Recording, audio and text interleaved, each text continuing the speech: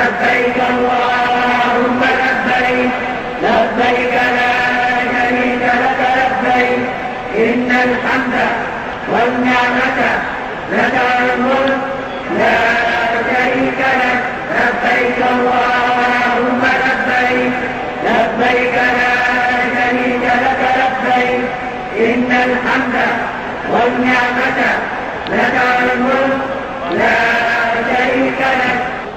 بسم الله الرحمن الرحيم. الحمد لله رب العالمين الرحمن الرحيم مالك يوم الدين،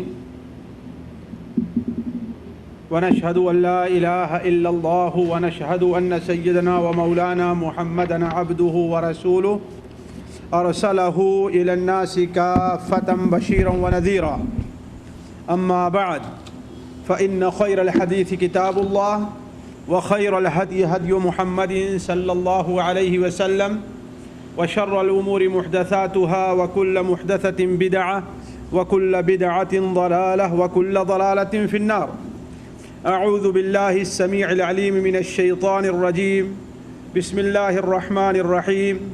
الحج أشهر معلومات، فمن فرض فيهن الحج فلا رفث ولا فسوق ولا جدال في الحج، وما تفعلوا من خير يعلمه الله، وتزودوا فإن خير الزاد التقوى، واتقون يا أولي الألباب.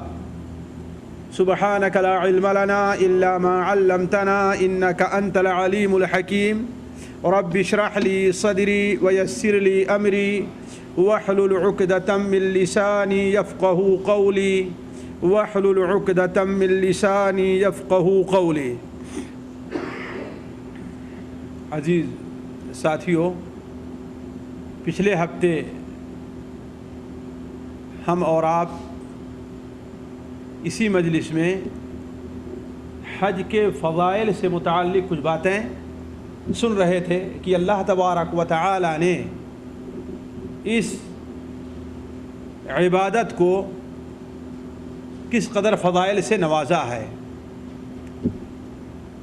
اس سلسلے میں آپ کے سامنے مسند احمد، معجم طبرانی کبیر کے حوالے سے حضرت ماعز رضی اللہ تعالیٰ عنہ کی ایک حدیث نقل کی گئی تھی، جس کے اندر آپ صلی اللہ علیہ وسلم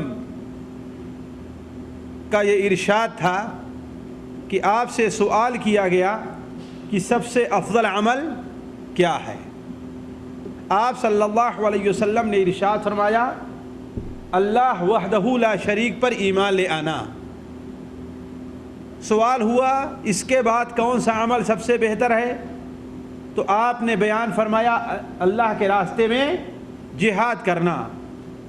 پھر آپ نے فرمایا، جب آپ سے سوال کیا گیا کہ جہاد کے بعد سب سے افضل عمل کون ہے، تو آپ نے فرمایا حجۃ برہ، ایسا حج جو مبرور ہو، ایسا حج جو اللہ تبارک و تعالیٰ کے نزدیک مقبول ہو، ایسا حج جس کے اندر بر کے کام اور نیکی کے کام پائے جائیں.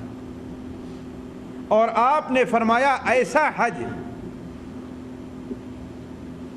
اس حج کے اور دوسرے اعمال کے درمیان افضلیت میں اتنا فرق ہے کہ دونوں میں اتنا فاصلہ ہے جس طریقے سے مشرق اور مغرب کے درمیان فاصلہ ہوا کرتا ہے.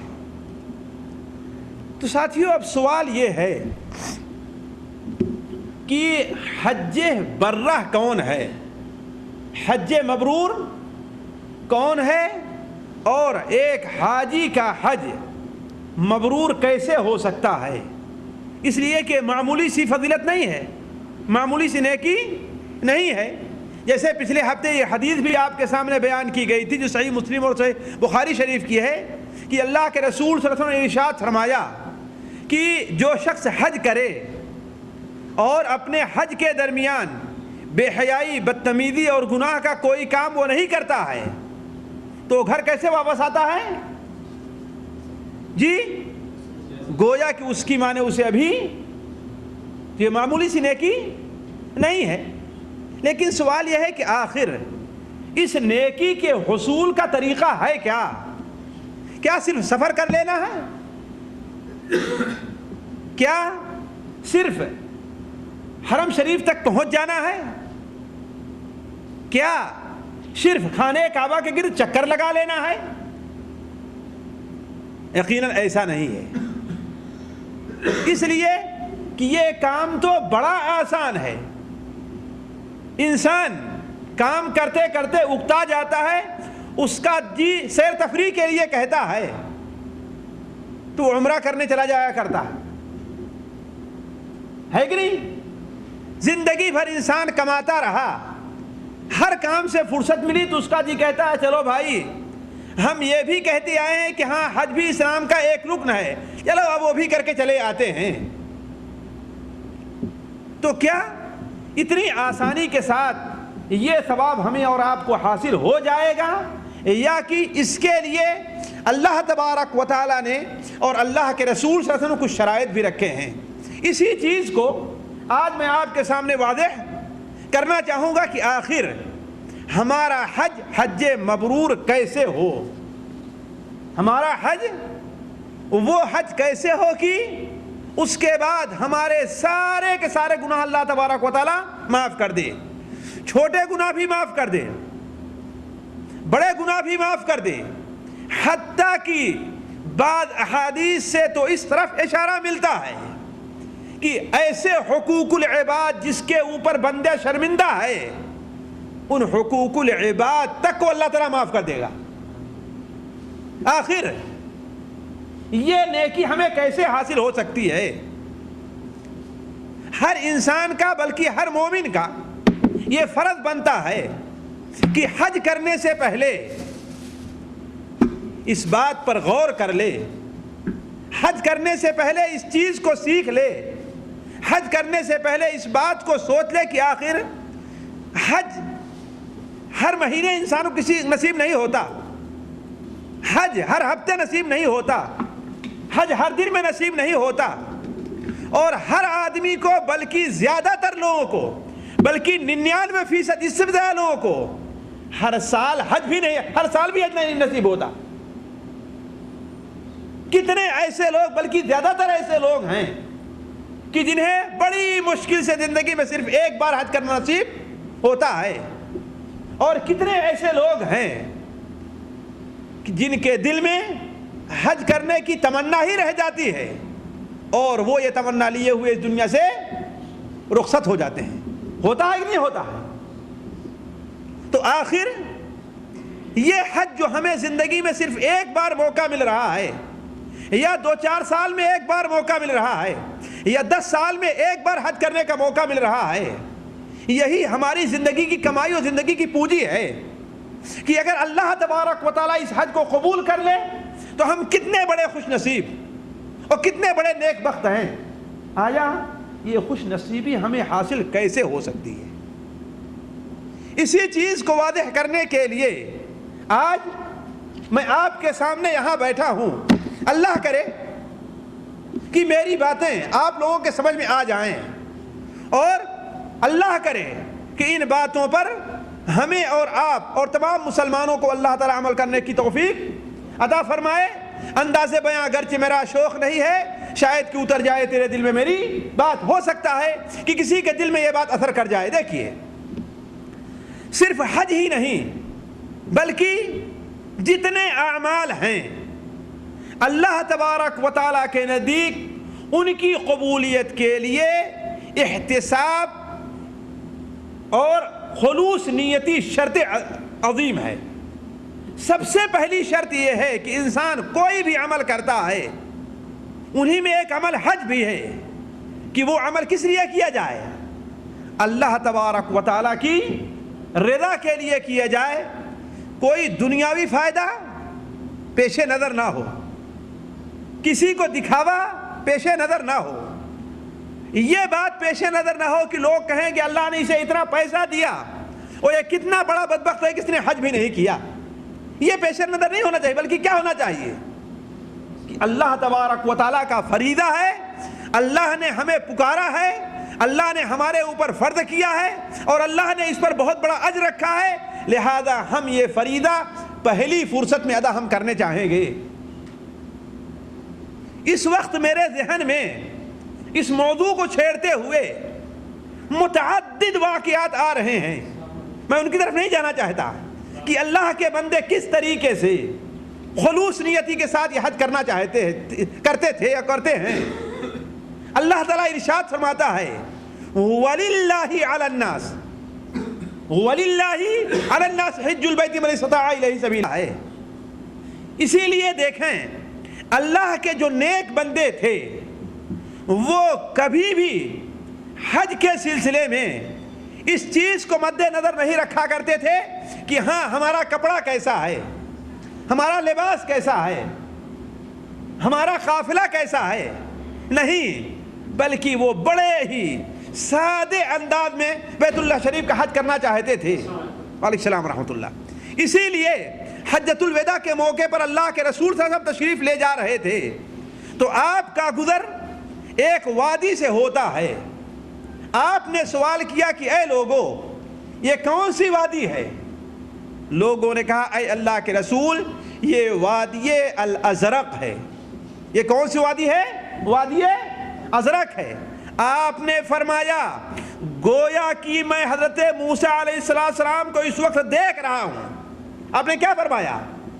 گویا کہ میں موسیٰ علیہ السلام کو اس وقت دیکھ رہا ہوں، ان کے بال لمبے ہیں، ان کے بال لمبے ہیں، وہ اپنے دونوں کانوں کے اندر اپنی انگلیاں رکھے ہوئے ہیں اور اللہ تبارک و تعالیٰ کے لیے لبیک اللہم لبیک پکارتے چلے جا رہے ہیں، یہاں تک کہ ان کی آواز پھٹ رہی ہے اللہ تبارک و تعالیٰ کے لیے لبیک کہتے ہوئے۔ یعنی اللہ تعالیٰ کے نبی ہیں، پیدل چل کر کے جا رہے ہیں اور اللہ کے گھر پہنچنے کے لیے اس قدر بیتاب ہیں کہ لبیک اللہم لبیک کہتے ہوئے جس طریقے سے ایک بچہ اپنی ماں کی طرف دوڑتا ہے تو روتے ہوئے اور چیختے ہوئے دوڑتے جاتا ہے، اسی طریقے سے اللہ تعالیٰ کی رضا کے لیے چیختے ہوئے چلے جا رہے ہیں۔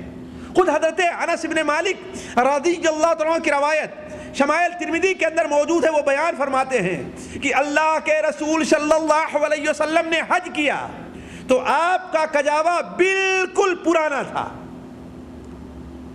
کیوں؟ اس لیے کہ جس قدر اچھی چیز ہوگی اسی قدر عمومی طور پر وہاں خشوع اور خضوع کم ہوتا جاتا ہے۔ کیا آپ سمجھتے ہیں کہ جو لوگ آج ایئر کنڈیشن گاڑیوں سے سفر کرتے ہوئے مکہ پہنچتے ہیں ان کے لیے ہر قسم کی سہولیات میسر رہا کرتی ہے، حتیٰ کہ پیسہ کمانے کے لیے ان حملات والوں نے تو اخبارات میں اعلان دینا شروع کر دیا ہے کہ ٹیلی فون بھی فری ہے، کھانے پینے کی چیز بھی فری ہے، جو چیز چاہو ہر خدمت کرنے کے لیے تمہارے آدمی موجود ہیں۔ صرف ایک اعلان نہیں کرتا کہ تمہاری طرف سے حج کرنے والے بھی کوئی لوگ موجود ہیں، باقی ساری سہولیات کا اعلان ہوا کرتا ہے۔ آپ کیا سمجھتے ہیں کہ یہ حج اللہ تبارک و تعالیٰ کے لیے خالص طور پر کیا جا رہا ہے؟ الا ماشاء اللہ۔ اللہ کے رسول صلی اللہ علیہ وسلم جو تمام انبیاء میں ہی نہیں بلکہ تمام مخلوقات میں سب سے افضل ہیں، آپ کے بارے میں حضرت انس بن مالک بیان فرماتے ہیں کہ آپ جس کجاوے کے اوپر سوار تھے وہ کجاوا بالکل پھٹا اور پورا بالکل ٹوٹا پھوٹا تھا۔ آپ کے اوپر ایک پرانی چادر تھی، احرام کے لیے آپ نے کوئی نیا کپڑا بھی نہیں پہنا تھا، دو پرانی پیبند لگی ہوئی آپ چادریں پہنے ہوئے تھے اور اس پر بھی لبیک اللہم لبیک پکارتے تھے، تو وہیں پر آپ کہہ دیتے تھے کہ اللہم لا حجتا لا ریاء ولا سمعتا، اے اللہ تعالیٰ میں یہ حج کر رہا ہوں لیکن اس حج کا مقصد دکھاوا نہیں ہے اور نہ کسی کو سنانا ہے۔ تو عرض کرنے کا مقصد یہ ہے کہ ساتھیو سب سے اہم چیز یہ ہے کہ ہم حج کریں تو اللہ تبارک و تعالیٰ کی رضا وہاں پر مقصود ہونی چاہیے، اللہ تبارک و تعالیٰ سے ثواب کی امید رکھنی چاہیے، اللہ تبارک و تعالیٰ سے یہ امید کرے کہ اللہ تعالیٰ اسے قبول کر لے گا۔ دوسری شرط تو جو حج کی قبولیت کے لیے ہے جس طریقے سے دوسرے اعمال کے لیے ہے وہ یہ ہے کہ ہمارا حج سنت نبوی کے مطابق ہونا چاہیے۔ ہمارا حج جو ہونا چاہیے سنت نبوی کے، اس لیے کہ کوئی عمل اس وقت تک اللہ کے نزدیک مقبول نہیں ہو سکتا، اس عمل کو نیک عمل نہیں کہا جا سکتا جب تک کہ اس کے اندر دو شرطیں نہ پائی جائیں۔ ایک شرط تو اخلاص اور دوسری متابعت۔ اخلاص یعنی وہ کام اللہ کے لیے کیا جائے، متابعت یعنی اللہ کے رسول کی طریقے پر کیا جائے۔ اور لا الہ الا اللہ محمد الرسول اللہ کو اگر کسی دوسرے لفظ میں ہم ادا کرنا چاہیں تو ہمیں یہ کہنا چاہیے کہ ہم عبادت تو صرف اللہ تعالیٰ کی کریں گے، اور کس کے طریقے پر کریں گے؟ اللہ کے رسول کے طریقے پر کریں گے، وہی بات اللہ تعالیٰ کے نزدیک مقبول ہوگی۔ لقد کان لکم فی رسول اللہ اسوۃ حسنہ، اسی لیے خود اللہ کے رسول صلی اللہ علیہ وسلم نے جب آپ نے حج کیا ہے تو بار بار امت کو یہ متنبہ کرتے رہے، خذوا عنی مناسککم، سنن صحیح مسلم شریف کے اندر روایت ہے، خذوا عنی مناسککم لعلی لا القاکم بعد عامی ھذا، اے لوگو مجھ سے حج کا طریقہ سیکھ لو۔ اس لیے ہمارے وہ بھائی جو بغیر حج کا طریقہ سیکھے ہوئے حج کرنے جاتے ہیں، وہ عمومی طور پر 99% لوگ آپ کو ایسے ملیں گے جو حج اللہ کے رسول کی سنت کے مطابق نہیں کر کے آتے۔ ان میں عام لوگ بھی شامل ہیں، تھوڑا پڑھے لکھے لوگ بھی شامل ہیں، اور بڑے بڑے ڈاکٹر اور انجینئر اور قسم کے لوگ بھی شامل ہیں، اس لیے کہ وہ اپنے فن کے عامل ہیں، دین کے عالم ہیں، دین کے عالم نہیں ہیں۔ اسی لیے واللہ بسا اوقات ایسی خبریں آتی ہیں، ایسی خبریں آتی ہیں کہ انسان حیرت میں پڑ جاتا ہے۔ اگر واللہ مجھ سے سوال نہ ہوا کرے تو میں یہ نہیں مان سکتا کہ ہاں ایسے بھی حادثات پیش آتے ہیں۔ مثال کے طور پر ایک صاحب نے مجھ سے سوال کیا کہ میری والدہ عمرہ کرنے آئی، کہاں سے؟ پاکستان یا ہندوستان سے؟ یہاں سے کہیں نہیں، کہاں سے آئیں؟ پاکستان اور ہندوستان سے۔ عمرہ کیا لیکن بال کٹائے بغیر یہاں تک چلی آئیں۔ واللہ ہمارے سامنے پیش آ رہا ہے۔ اسی طریقے سے بعض اچھے پڑھے لکھے لوگوں کے بارے میں مجھے جلدی ہی کسی نے بتایا کہ وہ لوگ پر سال حج کرنے گئے تھے لیکن انہوں نے قربانی نہیں دی۔ ہم نے کہا سوال یہ ہے کہ ان کا حج کون تھا؟ اس لیے کہ آپ لوگ جانتے ہیں کہ حج کی 3 قسمیں ہوا کرتی ہیں، حج قران ہے، حج افراد ہے، حج تمتع ہے کہ نہیں؟ ضروری ہے کہ جو انسان حج کرنے جا رہا ہے اسے جانے، اسے سیکھے۔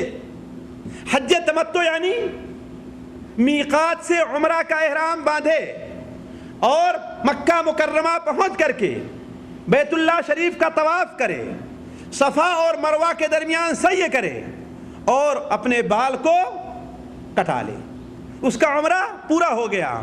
اور پھر وہیں سے یا جہاں پر ٹھہرا ہوا ہے، اگر 8 ذی الحجہ ہے تو اسی دن، اور اگر پہلے پہنچ چکا ہے تو 8ویں ذی الحجہ کو دوبارہ مکے سے حج کا احرام باندھے۔ اسے کیا کہتے ہیں؟ حج تمتع کہتے ہیں۔ حج قران کیا ہے کہ میقات ہی پر پہنچ کر کے حج اور عمرے دونوں کا احرام ایک ساتھ باندھ لے، ایک ساتھ باندھ لے، ہے کہ نہیں؟ یعنی اس کی نیت ہو کہ میں جا رہا ہوں، عمرہ بھی کروں گا اور حج بھی کروں گا، لیکن درمیان میں حلال نہیں ہوگا اپنے بال کو کٹا کر کے۔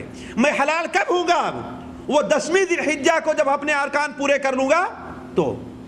اسے کیا کہتے ہیں؟ حج قران کہتے ہیں۔ اور ایک حج افراد ہے، یعنی میقات سے یہ احرام باندھتا ہے کہ مجھے صرف حج کرنا ہے، تمتع اور قران نہیں کرنا ہے نا؟ اور اچھی طریقے سے جانتے ہیں کہ اگر کوئی حج افراد کرتا ہے یعنی صرف حج کرتا ہے، مکہ مکرمہ جا کر کے اسے اختیار ہے، خواہ وہ طواف کرے یا طواف نہ کرے۔ طواف کرنا اس کے لیے سنت ہے، اس کے لیے واجب نہیں ہے، یا سیدھے وہ منی اور عرفات چلا جائے۔ مثال کے طور پر کوئی آدمی یہاں سے الغاد سے 8 تاریخ کو جا رہا ہے، 8 تاریخ کو جا رہا ہے، مکہ کب پہنچے گا؟ عمومی طور پر رات میں یا نوکی، ہے کہ نہیں؟ اب اس کے لیے بہتر کیا ہے کہ میقات سے احرام باندھے صرف حج کا، اور سیدھے کہاں چلا جائے؟ عرفات چلا جائے، ہے نا، تو گویا یہ شخص صرف کیا کر رہا ہے؟ حج کر رہا ہے، صرف حج کر رہا ہے۔ تو اگر کوئی آدمی صرف یعنی حج افراد کرتا ہے تو اس پر قربانی نہیں ہے، لیکن حج قران اور حج تمتع کر رہا ہے تو اس پر قربانی واجب ہے۔ یہ تمام مسائل ہیں، بغیر ان کو سیکھے ہوئے سوال ہے انسان کون سا حج کر رہا ہے کہ نہیں ہے؟ آخر حج قران ہے، حج تمتع ہے، حج افراد ہے، کیا ہے؟ یا کہ عمرہ کر رہا ہے، کیا کر رہا ہے؟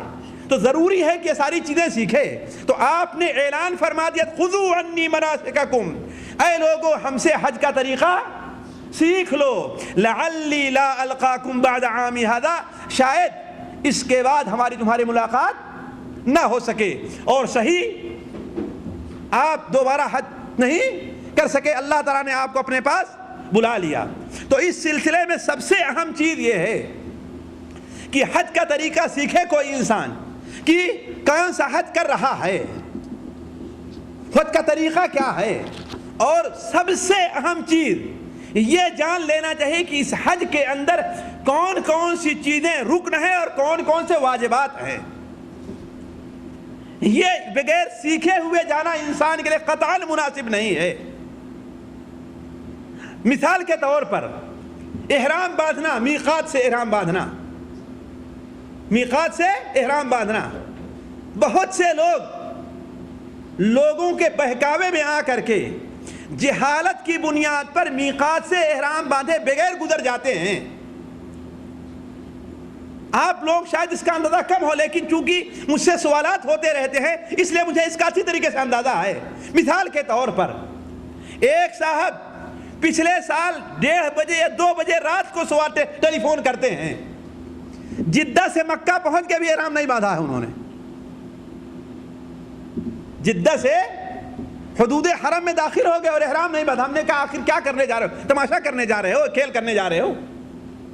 اسی طریقے سے پہلی سال جب ہم نے حج کیا تھا تو ادھر خلیج کے ممالک سے ہمارے انڈین یا پاکستانیوں کوئی قافلہ آیا، حرم میں بیٹھا ہوا تھا، تو ایک صاحب اپنی بہن کو یا اپنی بیوی کو یا اپنی والا کسی کو لے کر کے آئے، کہے کہ ہم لوگ آ رہے تھے میقات پر، سب لوگوں نے احرام باندھا لیکن انہوں نے احرام نہیں باندھا۔ وہ کیوں بھائی؟ اس لیے کہ انہیں جو فطری ضرورت عورتوں کی ہوتی وہ پیش آ گئی، فطری ضرورت جو ہوتی عورتوں کی وہ ضرورت پیش آ گئی۔ ہم نے کہا وہ ضرورت کا پیش آنا احرام باندھنے کے اندر مانع نہیں ہے، احرام باندھنے میں رکاوٹ نہیں ہے۔ تو عرض کرنے کا مقصد یہ ہے کہ ضروری ہے کہ یہ سیکھ لیا جائے کہ حج کے ارکان کون کون سے ہیں۔ مثال کے طور پر احرام باندھنا، طواف کرنا، سعی کرنا اور عرفہ کے اندر قیام کرنا، یہ ارکان میں داخل ہے۔ یہ اگر کسی کے چھوٹ گئے تو اس کا حج مکمل نہیں ہوگا، اسے دوبارہ آئندہ سال حج کرنا ہوگا۔ اور کچھ چیزیں واجبات میں ہیں، مثال کے طور پر میقات سے احرام باندھنا ہے کہ نہیں، بال کٹانا، اگر حج قران یا تمتع ہے تو قربانی کرنا، مینا کے اندر رات گزارنا۔ کون سی رات جی؟ 11، 12، 13 یا 11، 12، 9 کی رات گزارنا واجب نہیں، سنت ہے۔ مینا میں 9 کی رات گزارنا سنت ہے، واجب نہیں ہے۔ تو مینا کے اندر رات گزارنا، کنکڑی مارنا، یہ سب کیا ہیں؟ حج کے واجبات میں سے ہیں، یہ حج کے واجبات میں سے ہیں۔ تو ضروری ہے ساتھیوں ان چیزوں کو سیکھا جائے کہ حج کے اندر رکن کیا ہے، حج کے اندر واجب کیا ہے۔ اس لیے کہ رکن چھوٹ گیا تو ہمارا حج نہیں ہوا، اور واجب چھوٹ گیا تو ہمارے اوپر دم واجب ہے، جب تک دم نہیں دیا گیا ہمارا حج صحیح نہیں ہے۔ عرض کرنے کا مقصد یہ ہے ساتھیوں کہ حج کی قبولیت کے لیے ایک بڑی اہم شرط، بلکہ دوسری شرط یہ ہے کہ حج جو ہو وہ اللہ کے رسول سے بتائے ہوئے طریقے کے مطابق ہونا چاہیے، بتائے ہوئے طریقے کے مطابق ہونا چاہیے۔ اس لیے میں کہتا ہوں مجھے تجربات میں آپ لوگ تجربات نہیں ہوں گے، اس لیے کہ آپ لوگ اس میدان میں نہیں ہیں۔ آج سے 2-3 سال پہلے جو ہم نے حج کیا، دیکھا ہم نے ایک نہیں، دو نہیں، 10 کیوں نہیں، بلکہ سینکڑوں آدمی، کتنا؟ سینکڑوں آدمی عرفہ کے میدان سے باہر درختوں کے نیچے جا کر کے سائے کے اندر بیٹھے اور سو رہے ہیں۔ اور آپ جانتے ہیں کہ عرفہ کے میدان میں ٹھہرنا رکن ہے، اور مغرب تک ٹھہرنا یہ واجب ہے۔ سورج ڈوبنے تک ٹھہرنا واجب ہے، اور مطلق ٹھہرنا کیا ہے؟ یہ رکن ہے۔ یعنی اگر کوئی عرفات کے میدان میں ٹھہرا ہی نہیں، مسجد میں نماز پڑھی اور باہر آ کر کے سو گیا، تو اس کا حج ہوا ہی نہیں، اس کا بدلہ کوئی نہیں ہے، اس کا بدلہ کوئی نہیں ہے۔ اور اگر ظہر کے بعد عرفات کے میدان میں گیا لیکن کچھ دیر کے بعد واپس آ کر کے سو گیا اور دوبارہ واپس نہیں گیا سورج ڈوبنے تک، تو اس کے اوپر دم واجب ہو گیا۔ تو کہنے کا مطلب کم سے کم ساتھیوں واجبات اور ارکان کی بارے میں ضرور معلومات حاصل کرنی چاہیے۔ تو دوسری شرط یہ ہے حج کی قبولیت، حج ہونے کی، کہ انسان کیا کرے؟ حج کا طریقہ سیکھے۔ باقی سنتیں ہیں، اس کا مطلب نہیں کہ سنتوں کو چھوڑ دیا جائے، نہیں، اللہ کے رسول صلی اللہ علیہ وسلم سنت کے مطابق انسان حج اپنا کرے۔ تیسری شرط یہ ہے کہ پاک روزی کا اہتمام کرے۔ حج کرنے کے لیے انسان وہ روزی لے، وہ پیسہ لے، وہ کپڑا پہنے رہے جو پیسہ محنت اور جائز طور پر کمایا گیا ہو، جائز طور پر اسے حاصل ہوا ہو۔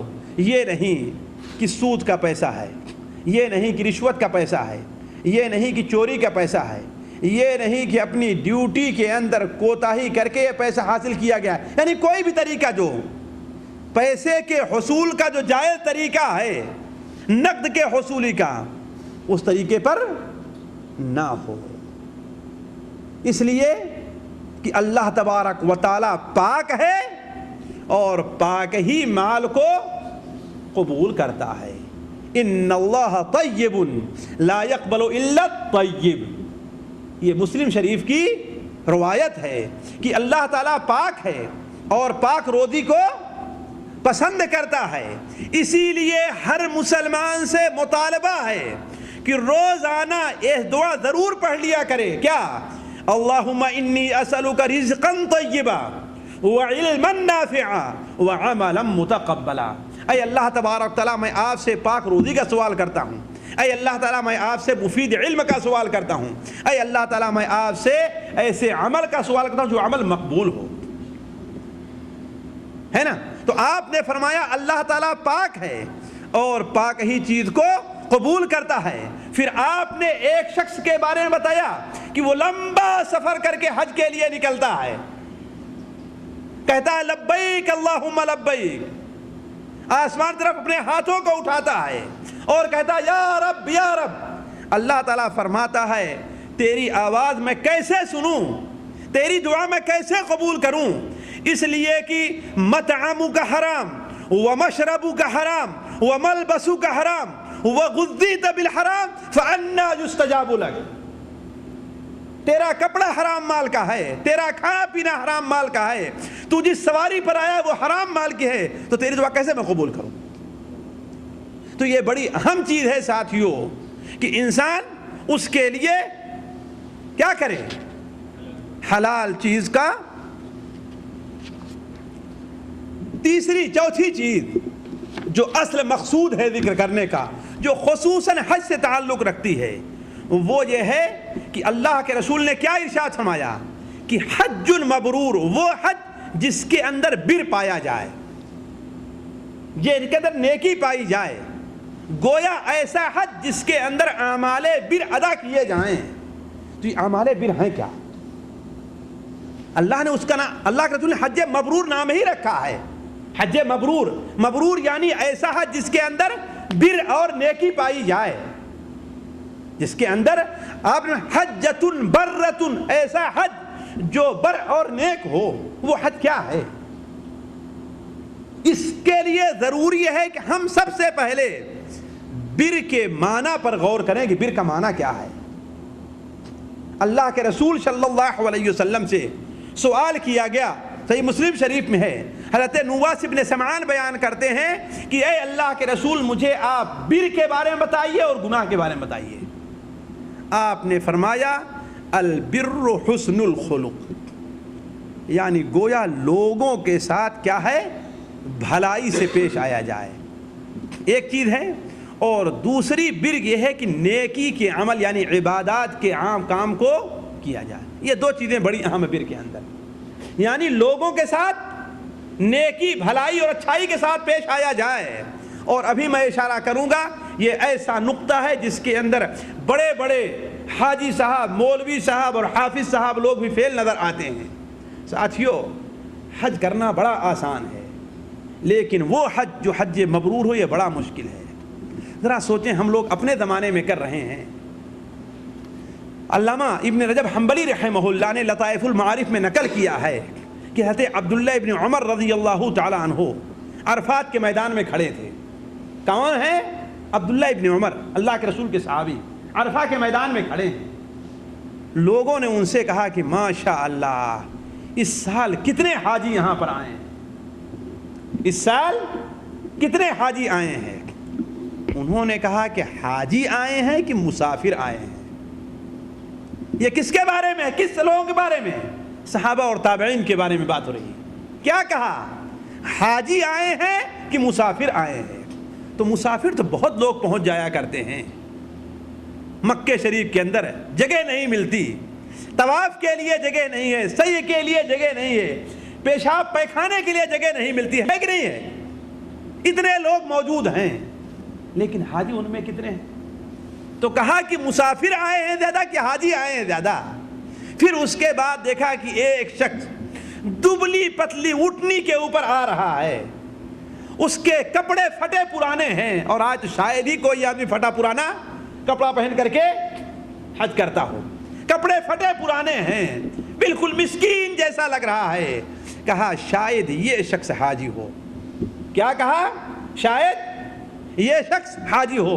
تو کہنے کا مطلب ساتھیوں، حج کرنا تو بڑا آسان ہے، بہت آسان ہے حج کرنا، لیکن وہ حج جو حج مبرور ہو، وہ حج جس کے اندر بر پایا جائے، یعنی بر کا دونوں معنی، لوگوں کے ساتھ اچھا سلوک بھی رہے اور عبادات کے کام اچھی طریقے سے ادا بھی کیے جائیں، ایسا حج کیا ہے، بڑا مشکل ہے۔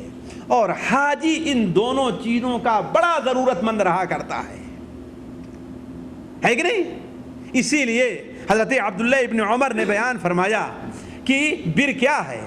شیء ہین، ایک آسان سی چیز ہے۔ وہ کیا ہے؟ وجہ طلیق و کلام ہین، یعنی لوگوں کے سامنے تمہارا چہرہ کھلا ہوا رہے، خوش رہے۔ ایسا نہیں کہ کوئی تمہیں دیکھے تو تمہارے چہرے کی وہ کیفیت ہو کہ تم سے بات کرتے ہوئے ڈرے۔ ہوتا ہے نا، کچھ لوگ ایسے ہوتے ہیں کہ ایسا محسوس ہوتا ہے کہ انہیں پیسہ دو تب وہ ہنسیں گے، بغیر پیسہ دیے وہ ہنسیں گے نہیں۔ اور بعض لوگ ایسے ہوتے ہیں کہ ماشاءاللہ ان کا چہرہ ایسا کھلا رہتا ہے کہ آپ کا جی کہتا ہے کوئی ضرورت پڑ جائے کہ ہم اس سے بات کر لیں، کوئی موقع نکل جائے کہ ہم اس سے بات کر لیں۔ تو یہ تو آسان سی چیز ہے۔ وجہ طلیق کیا ہے؟ کیا ہے؟ چہرہ بالکل تر و تازہ ہو۔ وکلام ہین، اور بات کہے تو وہ نرم کہے، یہ نہیں کہ ڈانٹ کر کے، یہ نہیں کسی کو جھڑک کر کے بات کہے، بات کرے تو لوگوں سے نرمی سے پیش آئے۔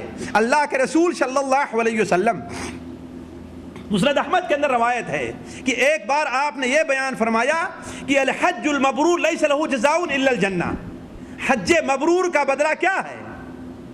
جنت کے علاوہ اور کچھ بھی نہیں ہے۔ تو ایک صحابی نے کہا اے اللہ کے رسول حج مبرور ہے کون سا؟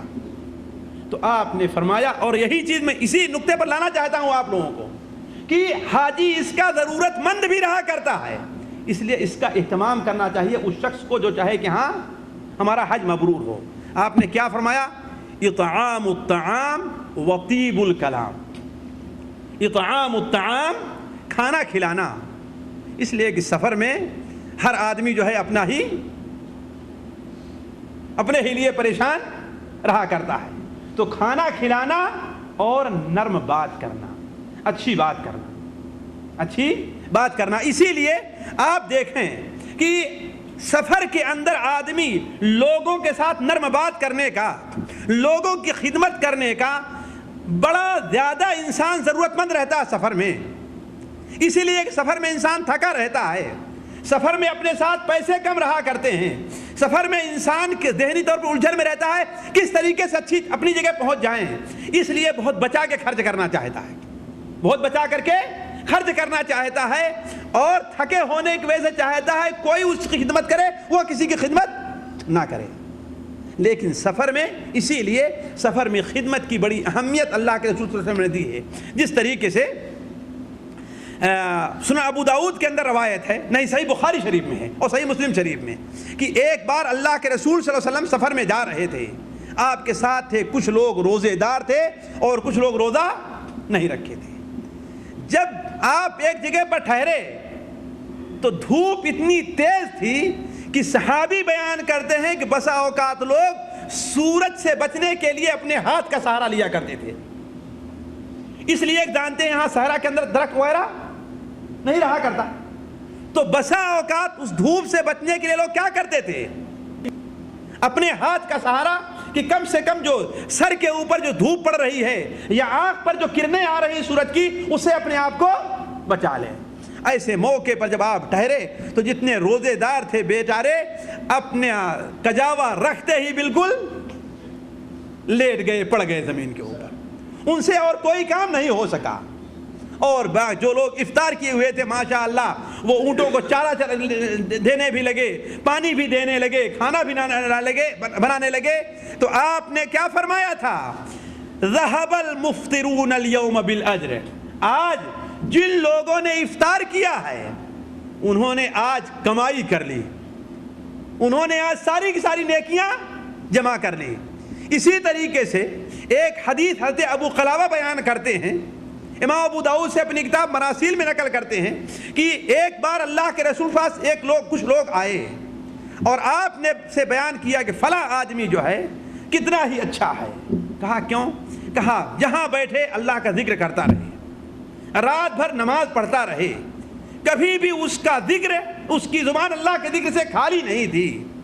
تو آپ نے پوچھا کہ آخر وہ جب اتنی نماز پڑھتا تھا، اتنا ذکر کرتا تھا، تو اسے کھانا کون بنا کے دیتا تھا؟ تو کہا فلاں آدمی۔ کہا اس کے کپڑے کون دھوتا تھا؟ کہا فلاں آدمی۔ کہا اس کے جانوروں کو چارہ کون دیتا تھا؟ کہا فلاں آدمی۔ تو آپ نے فرمایا کلکم خیر منہ، تم میں کا ہر شخص اس سے بہتر ہے، تم میں کا ہر شخص اس سے بہتر ہے۔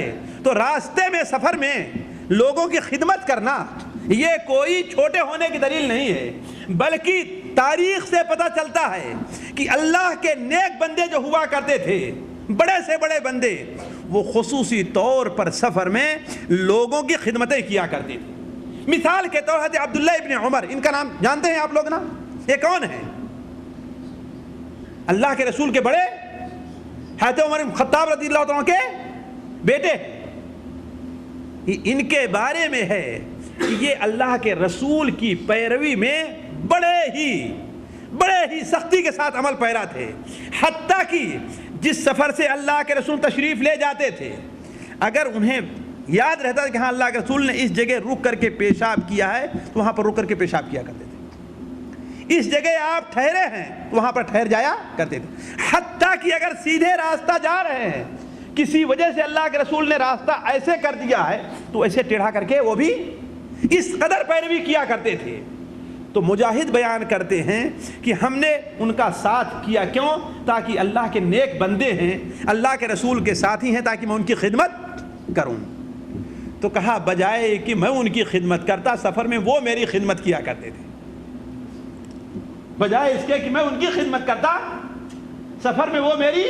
آج ہم جیسا جو آدمی اپنے کو تھوڑا سا پڑھا لکھا لگاتا ہے، اس کے ساتھ اگر کچھ عام لوگ چلتے ہیں تو کیا سمجھتا ہے کہ وہ میری خدمت کریں، ہاں بھائی ذرا بقالے سے یہ چیز لیتے آؤ، ہاں ایسا چلو ذرا کھانا رکھو، ایسا کرو گاڑی اسٹارٹ کرو، ایسا کرو تھوڑا سا گاڑی آگے ہوتا ہی نہیں ہوتا ہے، اور اپنے کو بڑا، یہ بڑپن نہیں، یہ اللہ تعالیٰ نے جو اجر کا موقع دیا ہے اس سے بہت بڑی محرومی ہے، امام ابن رجب رحمہ اللہ نے لطائف المعارف کے اندر ایک واقعہ نقل کیا ہے کہ ایک شخص جو ہے اپنے ساتھیوں کے ساتھ سفر کے اندر نکلا، جہاد کا سفر یا حج کا سفر تھا، اور لوگوں سے شرط لگا لی کہ دیکھو اگر میرے ساتھ چلنا ہے تو جو میں کہوں وہ میری بات ماننی پڑے گی، جو میں کہوں وہ میری بات ماننی پڑے گی۔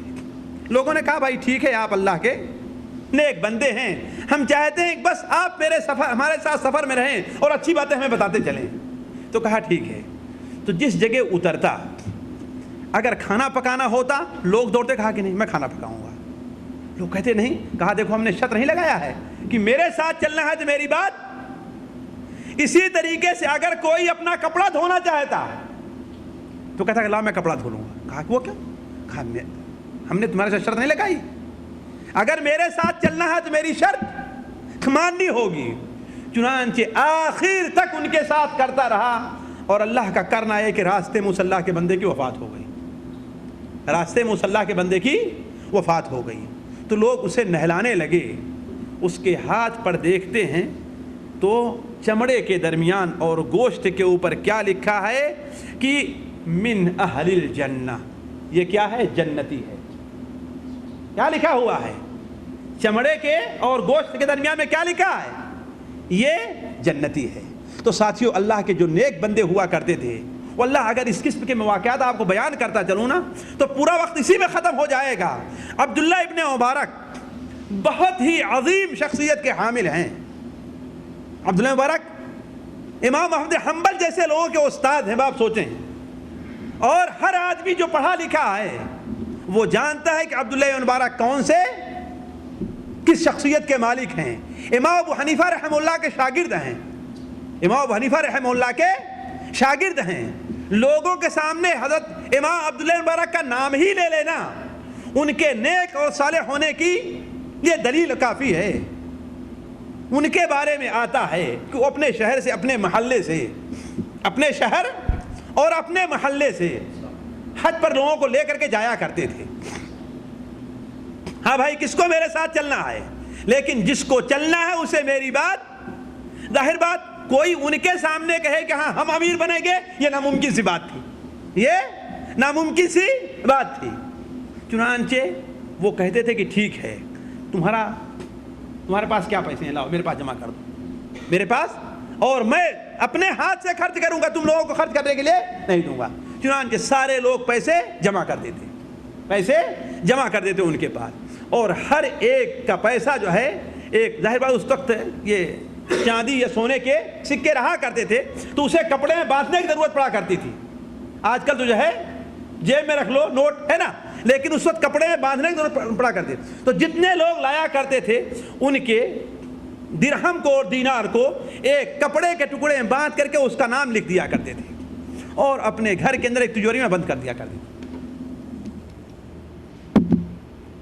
تجوری میں بند کر دیا کرتے تھے، اور ساتھ میں لے کے جایا کرتے تھے۔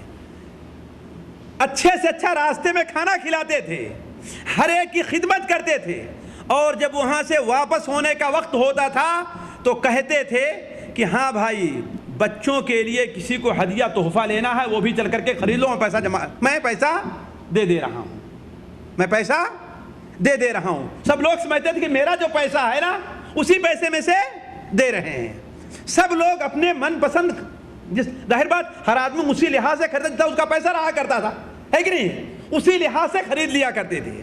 اور جب آتے تھے گھر پر، ایک دن، دو دن، تین دن کے بعد تمام لوگوں کو بلاتے تھے دعوت دینے کے لیے، ان لوگوں کو جو ان کے ساتھ حج پر گئے رہا کرتے تھے، اور ہر ایک کی تھیلی لا کر کے اس کے سامنے رکھ دیا کرتے تھے کہ دیکھو یہ تمہارا پیسہ، یعنی راستے کا پورا خرچہ خود ہی اٹھایا، ساری خدمت خود ہی کی، اور اس کے بعد ہدیہ اور تحائف کے لیے پیسہ بھی خود ہی دیا، اور پھر ان کا جو پیسہ تھا واپس بھی کر دیا۔ تو کہنے کا مطلب بر نیکی یہ ہے، لوگوں کے ساتھ بھلائی کے ساتھ پیش آیا جائے۔ اس موضوع کو میں اگر طول دینا چاہوں کہ اللہ کے نیک بندے پچھلے زمانے میں بھی آج بھی ہیں ایسے اللہ کے نیک بندے جو خدمت کیا کرتے ہیں، تو یہ موضوع بڑا لمبا ہو جائے گا اور اصل بات مکمل نہیں ہو پائے گی۔ دوسری چیز جس کی وجہ سے ہمارا اور آپ کا حج مقبول ہو سکتا ہے وہ یہ ہے کہ ساتھیوں، حج کے سفر کے دوران اور حج کے دوران عبادات کا خاص لحاظ رکھا جائے، خاص لحاظ رکھا جائے۔ آپ لوگ قرآن مجید پڑھتے ہیں، دوسرا پارہ اٹھا کر کے دیکھ لیجئے اللہ تعالیٰ کیا فرما رہا ہے، لیس البر ان تولوا وجوہکم قبل المشرق والمغرب ولکن البر من آمن باللہ والیوم الآخر وملائکتہ والکتاب والنبیین وآت المال على حبه ذوی القربى والیتامى والمساکین وأقام الصلاة وآت الزكاة والموفون بعهدهم إذا عاهدوا والصابرين في البأساء والضراء وحين البأس أولئك الذين صدقوا وأولئك هم المتقون، ہے نا؟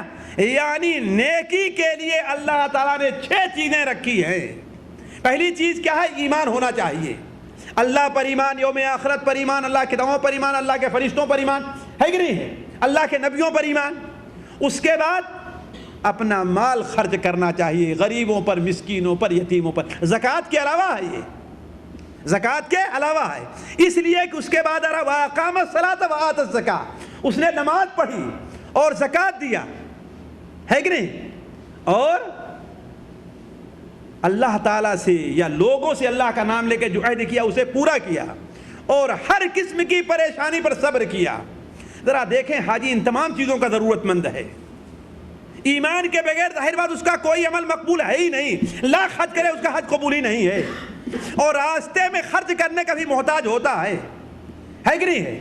نماز بھی اسے پڑھنی ہے، زکوٰۃ اور نماز کے بغیر اس کا کوئی عمل مقبول ہی نہیں ہے، صبر کرنا ہے، اور جو لوگوں سے عہد ہے اسے پورا کرنا ہے۔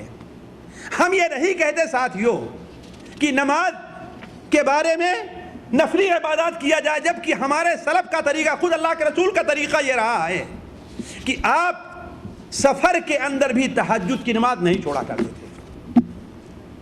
سفر میں بھی تہجد کی نماز، سواری چلتی رہتی تھی اور نماز پڑھتے رہتے تھے۔ آج لوگوں کو تعجب ہوگا کہ سواری پر کیسے کوئی انسان نماز پڑھے، لیکن آپ اونٹ پر سوار ہیں تو گدھے پر ہیں، گدھئی پر ہیں، گھوڑے پر ہیں، آپ نماز پڑھتے جاتے تھے۔ صرف فرض نماز کے لیے آپ نیچے اترتے تھے، بلکہ ساری سنت نفل نمازیں آپ پڑھا کرتے تھے، اور اللہ کے جو نیک بندے ہیں نا وہ اس کا اہتمام کیا کرتے تھے۔ بعض بزرگوں کے بارے میں آتا ہے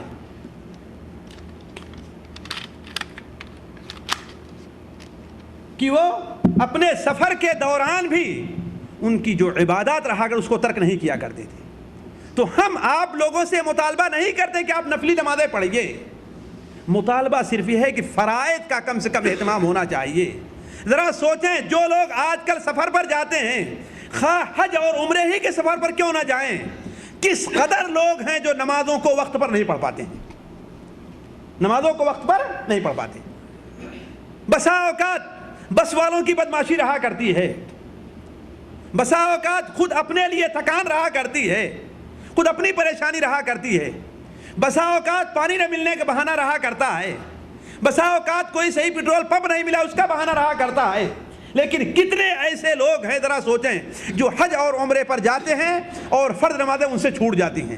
سوال یہ ہے کہ آپ اگر نماز چھوڑ رہے ہیں تو آپ کے اس حج اور عمرے کا کیا فائدہ ہے؟ اگر کسی کا حج مقبول نہیں ہے، کسی کی نماز نہیں ہے، تو اس کا حج اللہ تعالیٰ کے نزدیک مقبول نہیں ہے۔ کیوں؟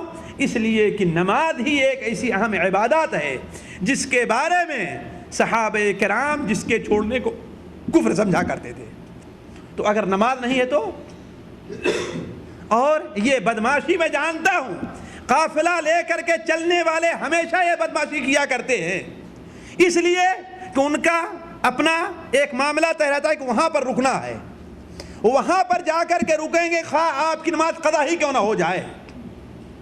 دوسروں کے کیا بتاؤں، صرف میں آخری بار جو ہم نے حج کیا واپس آ رہے تھے، فجر کا وقت ہو گیا، ظاہر بات سارے لوگ ہیں اور سو رہے ہیں اپنا، لیکن مجھے بھائی نیند نہیں یار، کیوں نماز پڑھنی ہے۔ فجر کا وقت ہو گیا، ڈرائیور سے کہتا ہوں روکو، کہتا ذرا آگے چل کے روکتا ہوں، دیکھ رہا ہوں بالکل اجالا ہوتا جا رہا ہے، اس سے کہتا ہوں روکو تو کہتا آگے پیٹرول پمپ پر۔ جب میں دیکھا کہ بالکل اجالا ہو گیا، اب مشکل سے 20 منٹ باقی رہ گئے ہیں، فجر کا وقت ختم ہونے میں ہم نے کہا اللہ کے بندے یا تو تم گاڑی کو نماز کے لیے روکو یا مجھے اتار دو. یہ نہیں ہو سکتا ہے کہ انسان حج کرنے جائے, حج کے لیے چلے اور اپنی نماز کو قضا کر دے. یہ کیسے ہو سکتا ہے؟ نماز انسان کی قضا ہو کیسے؟ بڑے تعجب کی بات ہے. اگر انسان بھول نہ جائے, اگر انسان سویا ہوا نہ ہو, تو تیسری کون سی مجبوری انسان کے پاس ہے اس کی نماز قضا ہو جائے؟ قضا نہیں ہونی چاہیے. اگر آپ تیمم نہیں کر سکتے ہیں, بغیر تیمم کی نماز پڑھیے, لیکن نماز کو وقت پر پڑھنا ہے, ٹالنا نہیں ہے. اور میں جانتا ہوں کہ حج کے سفر میں, عمرہ کے سفر میں اس کی بڑی کوتاہی لوگ کیا کرتے ہیں. اس لیے ساتھیوں, حج پر جانے والے, عمرے پر جانے والے اس بات کا اہتمام کریں کہ کم سے کم نماز کے اندر کوئی کوتاہی نہ ہونے پائے. ان ڈرائیوروں کے کہنے میں نہ آئیں, ان پیسہ کمانے والے جو حملات والے ہیں ان کے کہنے میں نہ آئیں, اس لیے کہ ان کا مقصد خالص اور خالص الا ماشاء اللہ, اللہ کچھ بندے ہوں گے, ورنہ خالص کیا ہے ان کا. اور حملے والوں کیا پتا ہو تو ڈرائیور کے اوپر ہے. ڈرائیور کا طے رہتا ہے فلاں ہوٹل پر رکنا ہے, اس سے پہلے وہ رکنا نہیں چاہے گا. کیوں؟ اس لیے کہ ہوٹل پر چل کے اسے مفت کھانا ملنا ہے اور اسے پیسہ لینا ہے وہاں سے. تو اس لیے کہنے کا مطلب اس بات کا اہتمام کرنا چاہیے کہ راستے میں نماز نہ چھوٹنے پائے. سفر کے اور سفر یعنی حج کے سفر میں اور عمرے کے سفر میں مجھے یاد ہے کہ میرے والد رحمہ اللہ بیان کیا کرتے تھے, شاید 1935 کے اندر انہوں نے حج کیا تھا پہلا, 1935 میں. وہ بیان کرتے ہیں کہ میں جا رہا تھا, اپنی والدہ کو لے کر کے آئے تھے, اور ان کے پاس اس وقت ہمارے خیال صرف 200 روپے تھے بس. کتنا؟ 200 روپے. 200 روپے میں حج, 200 روپے میں آج 200 ریال میں آپ یہاں سے حج نہیں کر سکتے, ہے کہ نہیں؟ وہ 200 روپے میں وہ اتنا تھا. وہ کہا کرتے تھے کہ میرے پاس مزید پیسے نہیں ہو سکے اور والدہ کے ساتھ آنا ضروری تھا. والدہ مصیر تھی, ان کے پاس اپنا حج کا پیسہ تھا, اس لیے کہ دادا کی پینشن سے ان کو پیسہ ملا تھا, ان کو پیسہ ملا تھا.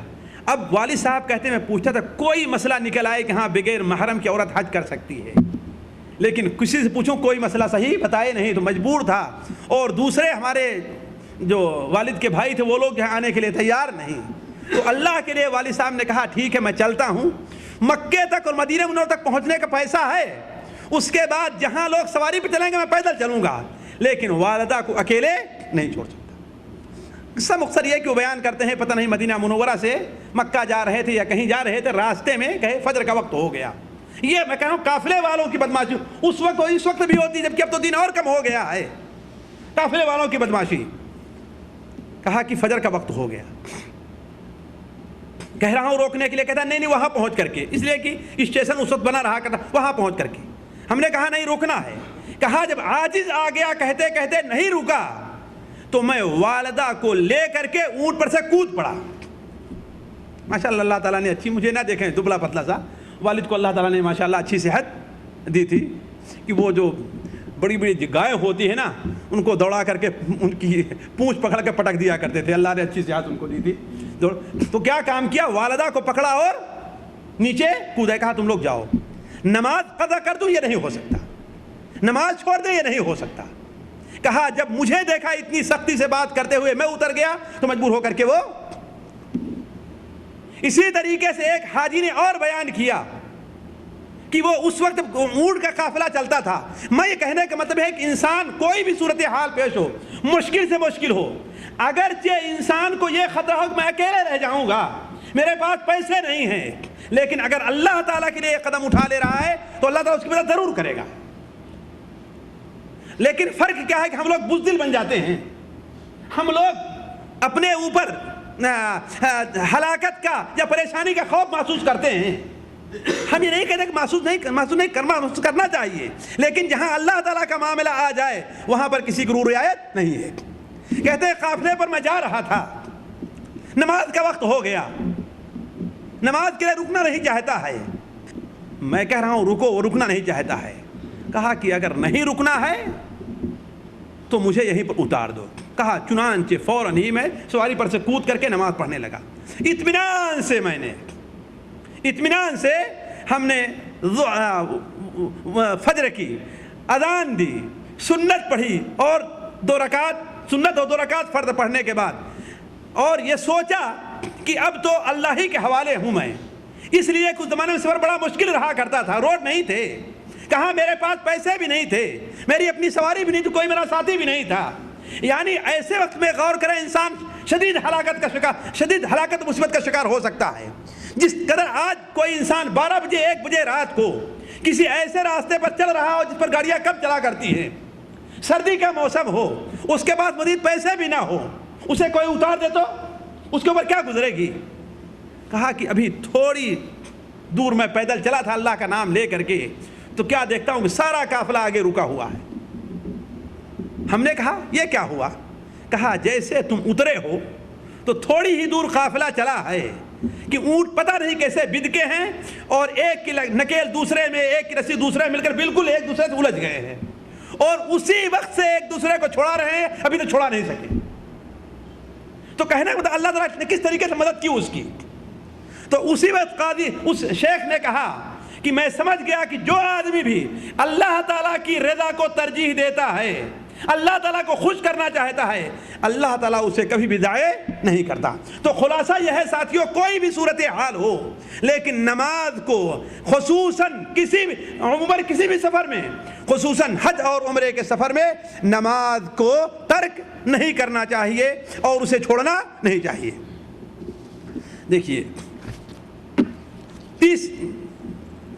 چوتھی بات یا 5ویں بات ہے کہ حج ہمارا کس طریقے سے مبرور ہو سکتا ہے۔ پہلی چیز کیا تھی؟ احتساب، ثواب کی نیت سے اللہ کے لیے حج کیا جائے۔ دوسری چیز کیا تھی؟ اللہ کے رسول کی سنت کے مطابق۔ تیسری چیز یہ تھی کہ روزی حلال ہونی چاہیے، اور 5ویں چیز یہ تھی کہ بر کے کام کیے جائیں۔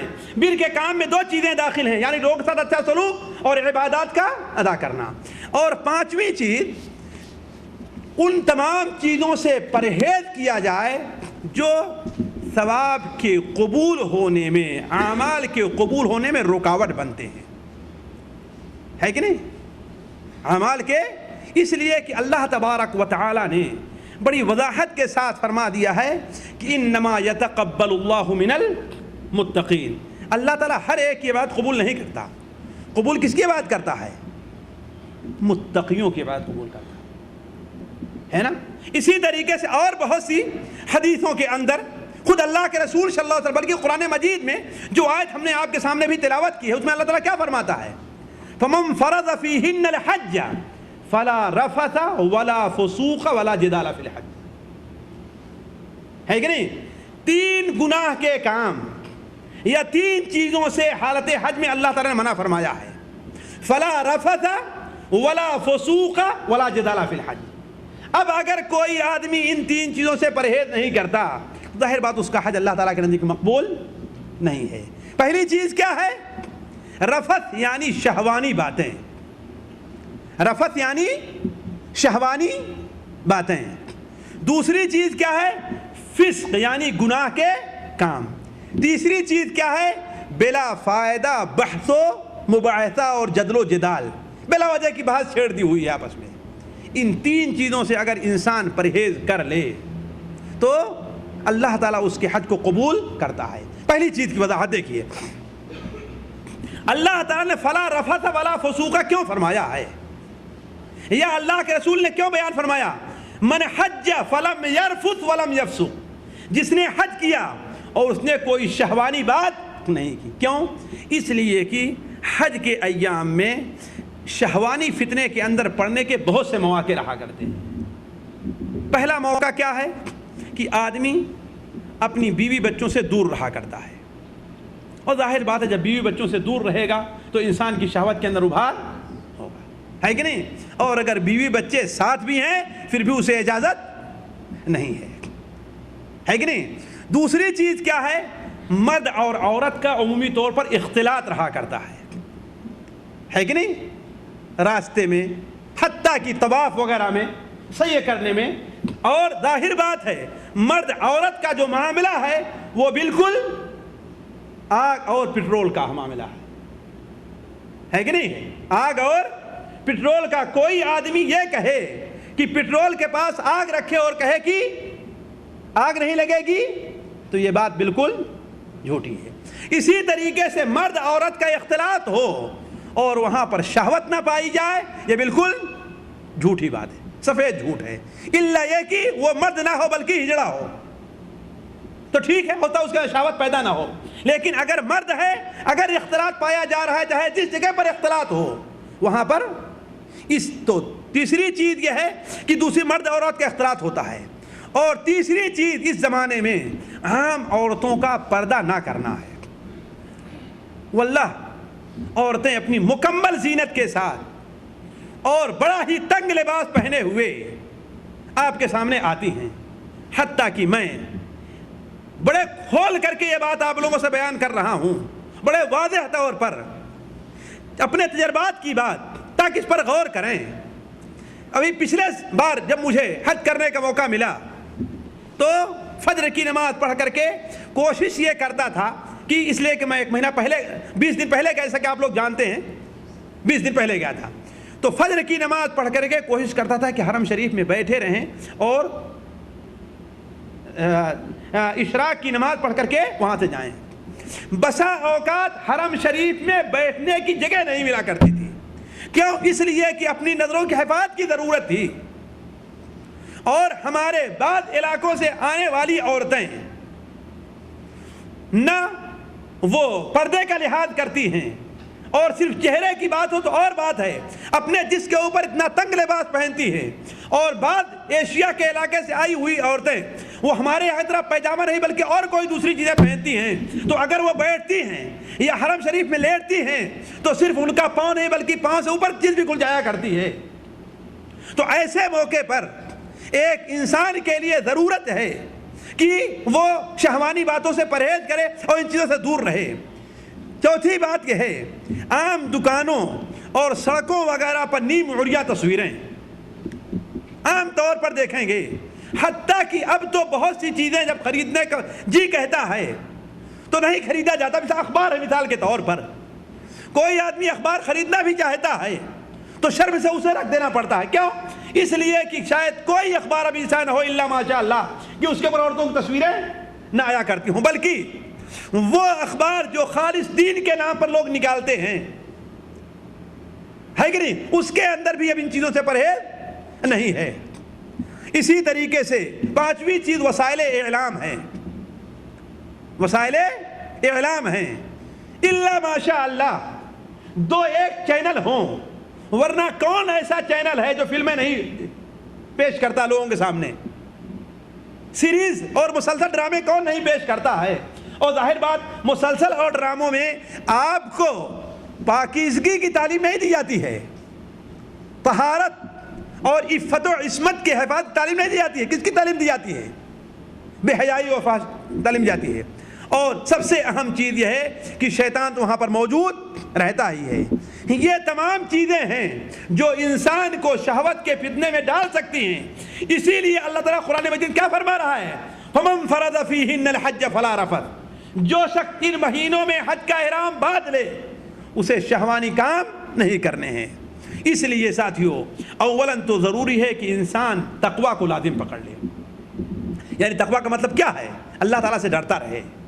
پہلی بات جو ہونی چاہیے تقوی کے اندر، اگر کسی اجنبی عورت کے اوپر نظر پڑ بھی جائے تو اپنی نظر کو نیچی کر لے۔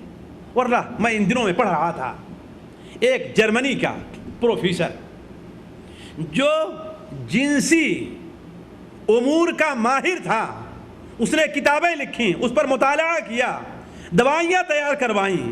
وہ کہتا ہے جنس کے لیے اگر سب سے بڑا علاج کوئی مجھے ملا ہے، سب سے بڑا علاج، تو قرآن مجید کی اس آیت سے بہتر کوئی علاج مجھے نہیں مل سکا۔ وہ کیا؟ وہ کون سا علاج ہے؟ قُلْ لِلْمُؤْمِنِينَ يَغُضُّوا مِنْ أَبْصَارِهِمْ، آپ مومنوں سے کہیے کہ اپنی نظروں کو نیچی کر لیں، اپنی نظروں کو نیچی کر لیں، اور مسلمان عورتوں سے بھی کہیے کہ اپنی نظروں کو نیچی رکھیں۔ اس لیے سب سے پہلی چیز ہمیں اور آپ کو یہ کرنا چاہیے، واللہ یہ میں کوئی ہوا میں بات نہیں کر رہا ہوں، جو مجھ سے سوالات ہوئے ہیں ان سوالات کی بنیاد پر یہ بات میں کر رہا ہوں آپ کو، آپ لوگوں سے اندازہ نہ ہو۔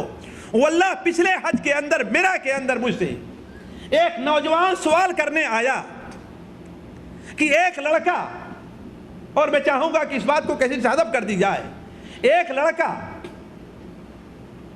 جو حج کرنے آیا تھا عرفات کے میدان میں، اسے انزال ہو گیا۔ کیوں؟ اس لیے کہ کسی عورت طرف دیکھ رہا تھا شخص۔ آپ لوگوں کو اندازہ کم ہوگا، لیکن کیونکہ میرے سامنے اس قسم کے سوال آتے رہتے ہیں اور پڑھتا رہتا ہوں میں، اس لیے مجھے اس کا اندازہ ہے۔ اسی لیے خصوصی طور پر ہمارے ہندوستانی پاکستانی جو لوگ حج پر جاتے ہیں، خصوصی ان سے میری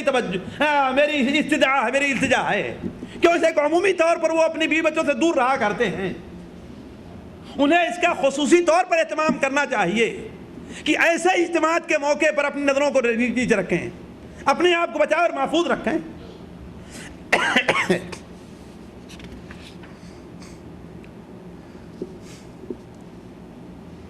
دوسرے امر کی وضاحت، یعنی گناہ کے کاموں سے پرہیز، اس لیے کہ یہ بات بڑی لمبی تھی، اس کو ہم نے مختصر کر دیا۔ البتہ ایک حدیث اور میں آپ کے سامنے ذکر مسند احمد کے اندر ہے۔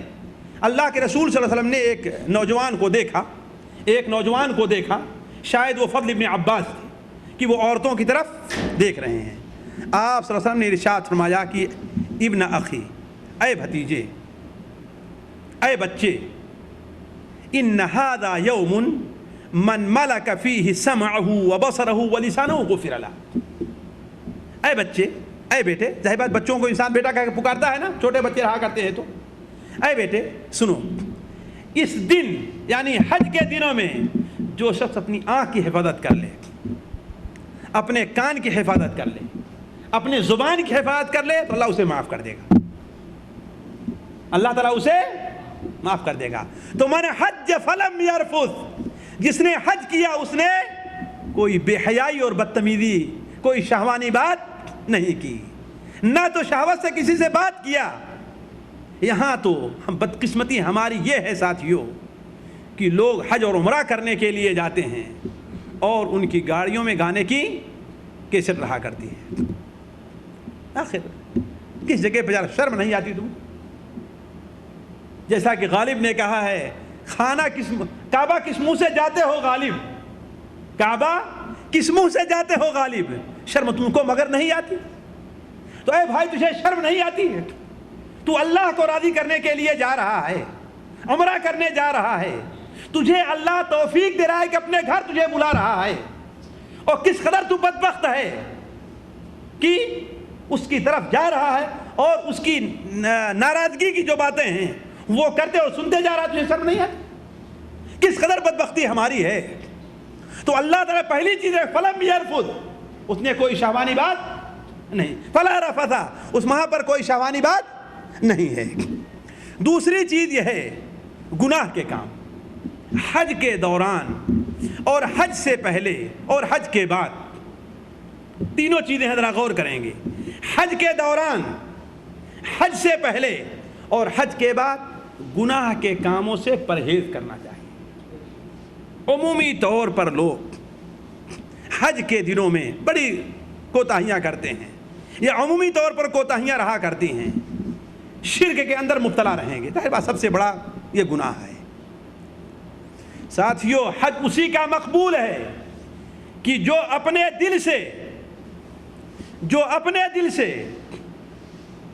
اپنے خاندانی رسم و رواج کے بت کو نکال کر کے پھینک دے، جو انسان اپنے دل سے یہ جتنے سیاسی بت بنے ہوئے ان کو نکال کر کے پھینک دے، وہ انسان اپنے دل سے غیر اللہ سے جو تعلق رکھے ہوئے انہیں بھی نکال کر کے پھینک دے، تو اسی شخص کا اللہ تعالیٰ مضبوط یہ ہے۔ لیکن ہے تو وہ خانہ کعبہ میں، اور تعلق کس سے جوڑے ہوئے ہیں؟ اجمیر والے سے اور بغداد والے سے اور لاہور والے سے، تو ایسے شخص کا حج کون سا مقبول ہو سکتا ہے؟ کون سا حج مقبول ہوگا اس کا؟ ضروری ہے کہ ان تمام بتوں کو انسان، رسم و رواج کے بت کو، اسی طریقے سے اپنے خیالات کے بت کو، اسی طریقے سے اپنے خوف اور امید کے بت کو، ان سارے بتوں کو نکال کر کے پھینک دینا چاہیے، تبھی تو انسان کا حج اللہ تعالیٰ کے نزدیک مقبول ہوگا۔ دوسری چیز یہ ہے ساتھیو، گناہ کا کام بدعت کا کام نہیں ہونا چاہیے۔ کتنے لوگ آتے حج کرنے کے لیے لیکن حج کے دوران بھی ان سے بدعات کے کام نہیں چھوڑتے۔ ایک شخص کو دیکھا میں عمرہ کرنے کے لیے آیا ہوا ہے لیکن خانہ کعبہ سے نکل رہا ہے تو پیچھے پیچھے چلتے جا رہا ہے۔ اللہ کے بندے یہ کیا ہے؟ ارے نہیں تم اس کو نہیں سمجھو گے، ہم نہیں سمجھیں گے تو بدبخت تو سمجھے گا۔ یہ سراسر بدعت، اللہ کے رسول نے یہ کام نہیں کیا، کسی صحابی نے یہ کام نہیں کیا، کسی تابعی نے یہ کام نہیں کیا، کسی امام نے یہ کام نہیں کیا، کوئی آیت نہیں ہے، کوئی حدیث نہیں ہے، تو کر رہا ہے اور تو سمجھ رہا ہے۔ اسی طریقے سے کتنی بدعتیں پائی جاتی ہیں۔ لوگ یہ سمجھتے ہیں کہ جہاں پر مکہ اور مدینہ منورہ آ گئے ہیں تو ہمارا حج اس وقت تک مکمل نہیں ہوگا جب تک کہ پوری جگہوں کی ہم زیارت نہ کریں، ہے کہ نہیں؟ تو کہنے کا مطلب بہت سی بدعات کا ارتکاب لوگ کرتے ہیں، اس سے پرہیز کرنا چاہیے۔ اسی طریقے سے داڑھی چھلانا ہے، یہ بھی بدعت ہے، یہ بھی بدعت ہے، پرہیز کریں، گناہ کا کام ہے۔ وہ کون سا حج کرنے جا رہے ہیں؟ اللہ کے رسول کی اور اس کی اللہ کے رسول کی سنت کو جو واجبی سنت ہے اسے قربان کرتے جا رہے ہیں۔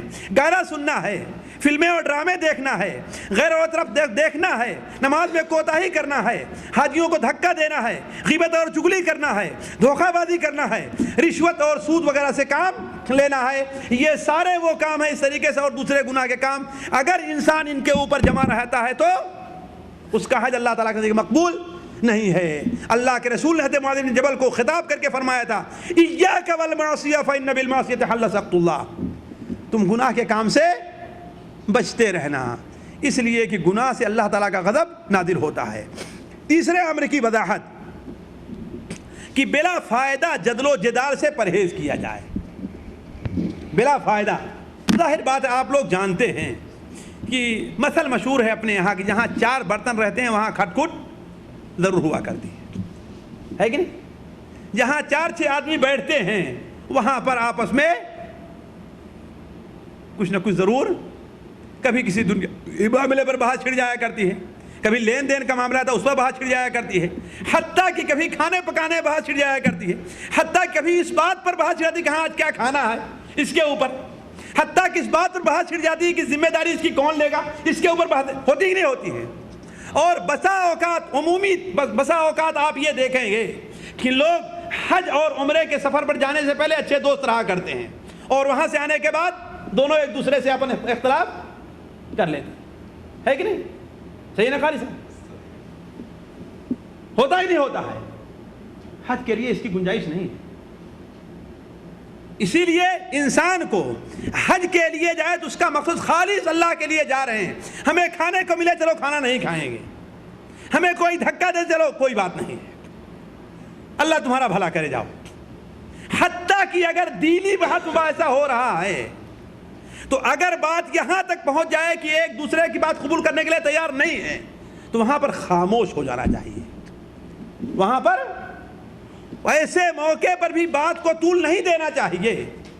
اللہ کے رسول صلی اللہ علیہ وسلم فرمان ہے، انا زعیم ببیت فی ربض الجنہ، جنت کے ارد گرد، جنت کے صحن میں ایک گھر کی ذمہ داری لیتا ہوں اس شخص کے لیے جو بلا وجہ بحث مباحثہ کو چھوڑ دے، اگرچہ وہ حق ہی پر کیوں نہیں ہے، اگرچہ وہ حق پر کیوں نہیں ہے، تو حق پر رہنے کے باوجود بھی اگر دینی بحث مباحثہ ہو رہا ہے اور سن لیا کہ سامنے والا آدمی آپ کی بات ماننے کے لیے تیار نہیں ہے تو اس کے ساتھ بحث مباحثہ نہیں کرنا چاہیے۔ اور دنیا سے متعلق لڑائی جھگڑا بحث مباحثہ یہ تو قطعاً مناسب ہے ہی نہیں۔ کیوں؟ اس لیے کہ وہ سفر ایسا ہے کہ جہاں پر کثرت سے اللہ تعالیٰ کا ذکر کرنا چاہیے۔ سوچ لیں آپ، واللہ سوچ لیں آپ حج کے لیے نکل رہے ہیں، آپ کی زندگی کا کون سا لمحہ ہے جو خاموشی کے لیے مناسب ہے؟ کوئی لمحہ نہیں جو خاموشی کے لیے مناسب ہو، کوئی لمحہ نہیں۔ سواری پر بیٹھے آپ کو اللہ کا ذکر کرنا چاہیے نہیں کرنا چاہیے؟ احرام باندھ لیا آپ کے لیے کیا ہے؟ تلبیہ پڑھنا ہے نا، برابر تلبیہ پڑھنا ہے کہ نہیں پڑھنا ہے؟ طواف شروع کیا اللہ کا ذکر ہے کہ نہیں ہے؟ سعی کر رہے ہیں اللہ کا ذکر ہے کہ نہیں ذکر ہے؟ مینا میں ٹھہرے اللہ کا ذکر ہے کہ نہیں ہے؟ عرفات میں ہے اللہ کا ذکر ہے کہ نہیں ہے؟ مزدلفہ میں ہے اللہ کا ذکر ہے کہ نہیں ہے؟ یہ ساری چیزیں اللہ کے ذکر کی جگہ ہیں. آپ وہاں بیٹھ کر کے گپ چڑاکا کرنے لگے, ایک دوسرے لڑائی جھگڑا, یہ کہاں مناسب ہے؟ اسی لیے میں کہتا ہوں ساتھیوں, ضروری یہ ہے کہ اپنے نفسانیت کے بت کو بھی اپنے گھر پر رکھ کر کے کوئی آدمی حج کے لیے جاتا ہے تو اللہ تعالیٰ ایسے لوگوں کے حج کو قبول کرتا ہے. اور اگر یہ رہے کہ ہماری ناک اونچی رہے, ہماری بات لوگ مانیں, ہماری عزت کریں, ہمیں کچھ بھی نہ کرنا پڑے, ایسے لوگ کون سا حج کرنے جا رہے ہیں؟ ایسا لوگ, اس کا مطلب ان کے نزدیک اپنا نفس سب سے اہم چیز ہے اور باقی دوسری چیزیں کیا ہیں؟ پیچھے ہیں. تو عرض کرنے کا مقصد ہے کہ تیسری چیز حج کے دوران جس سے منع کیا گیا قرآن مجید میں وہ کیا ہے؟ جدال ہے. فَمَنْ فَرَضَ فِيهِنَّ الْحَجَّ فَلَا رَفَثَ وَلَا فُسُوقَ وَلَا جِدَالَ فِي الْحَجِّ. اور آخری بات یہ ہے کہ حج سے واپس آنے کے بعد ہماری اور آپ کی زندگی کے اندر تبدیلی ہونی چاہیے. اہل علم لکھتے ہیں ایک نیکی کے قبول کی علامت یہ ہے کہ اس کے بعد انشاءاللہ اللہ وہ بندہ جو ہے پھر دوسری نیکی کرے, پھر دوسری نیکی کرے. اور پہلی نیکی کی قبولیت کے لیے اللہ تعالیٰ سے کثرت سے دعائیں کرتا رہے, کثرت سے دعائیں کرتا رہے, ہے کہ نہیں ہے؟ کہ اللہ تعالیٰ میری اس نیکی کو قبول کر لے. اور اس سے پرہیز کرتا رہے کہ کہیں کوئی کام ہم سے ایسا نہ ہو جائے کہ جس سے ہماری وہ ساری نیکی, جس طریقے سے ایک انسان ایک گھر بناتا ہے, ایک گھر بنا لیتا ہے تو گھر بنا کر اس طرح چھوڑ نہیں دیتا بلکہ گھر کی حفاظت بھی کرتا ہے, اس کی صفائی ستھرائی کرتا ہی نہیں کرتا ہے, اس میں کوڑا جمع ہونے نہیں دیتا, مکڑیوں کو جلا لگانے نہیں دیتا, کبوتر کو اس کے اندر اپنا گھونسلہ بنانے نہیں دیتا, ہے کہ نہیں ہے؟ چوہوں اور بلیوں کو اس میں سوراخ کرنے نہیں دیتا. ہوتا ہی نہیں ہوتا ہے کہ چوہے اور نیولے سوراخ کریں اور آپ خاموش ہو جائیں. حتیٰ کہ دیکھیں اگر کہیں سے کوئی خراش بھی بنائی گئی ہے تو سب سے پہلے اسے درست کرنا چاہتا ہے. آپ گھر بنا لیے ہیں, آپ دیکھتے رہتے خاطر جب برسات کا موسم آیا تو کہیں سے ٹپک تو نہیں رہا ہے, اس کی اصلاح کی جائے. تو اسی طریقے سے آپ نے حج کر کے اپنے ارکان اسلام کو پورا کر لیا, وہ ایک محل تیار ہو گیا تو ضروری ہے کہ اس کی حفاظت کی جائے, اسے ڈھا نہ دیا جائے, اسے برباد نہ کر دیا جائے. ورنہ حج کر کے آئے اور جیسے پہلے سودی کاروبار تھا ویسے اب بھی سودی کاروبار ہے, پہلے جیسے جھوٹ بولتے تھے ویسے اب بھی جھوٹ بول رہے ہیں, پہلے جیسے چوری کرتے تھے ویسے اب بھی چوری کر رہے ہیں. تو ایسے حج سے کوئی فائدہ نہیں ہے. اللہ تعالیٰ سے دعا ہے کہ اللہ تعالیٰ ہم میں سے ہر شخص کو نیک عمل کی توفیق عطا فرمائے, ہر شخص کو یہ توفیق بخشے کہ اللہ تعالیٰ اس کے حج کو حج مبرور بنائے. جو لوگ حج کرنے جانا چاہتے ہیں اللہ تعالیٰ انہیں توفیق دے کہ اپنا حج اللہ کے رسول کی سنت کے مطابق کر کے آئیں.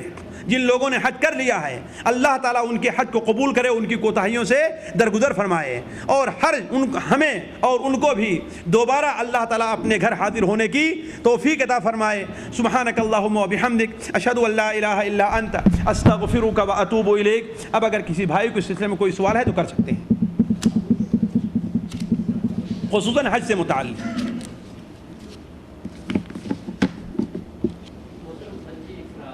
جی آخری دنوں میں جانے کے لیے تو بہتر ہے, اگر پہلے جاتا ہے اس کے لیے افراد کے متعلق دیکھیے علماء زیادہ تر جو ہے اس سلسلے میں اہل علم کا اختلاف ہے. امام مالک کے نزدیک حج افراد ہی بہتر ہے نا, لیکن جو تمام احادیث اور زیادہ اہل علم کا رجحان ہے وہ یہ ہے کہ وہ کہتے ہیں کہ حج تمتع بہتر ہے, حج تمتع بہتر ہے. کیوں؟ اس لیے کہ اللہ کے رسول صلی اللہ علیہ وسلم نے اسی حج کا صحابہ کرام کو حکم دیا تھا اور آپ خود یہ تمنا کرتے تھے کاش کہ میں اپنے ساتھ اگر قربانی کے جانور نہ لے کر کے آیا تو میں بھی حج تمتع ہی کرتا. البتہ دیکھیے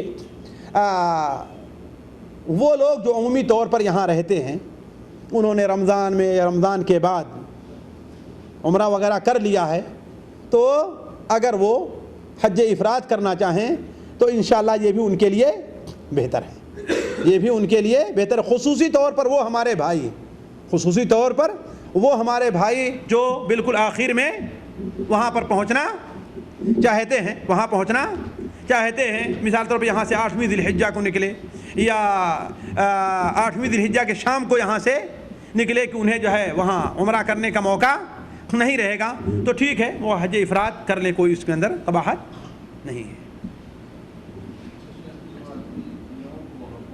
جی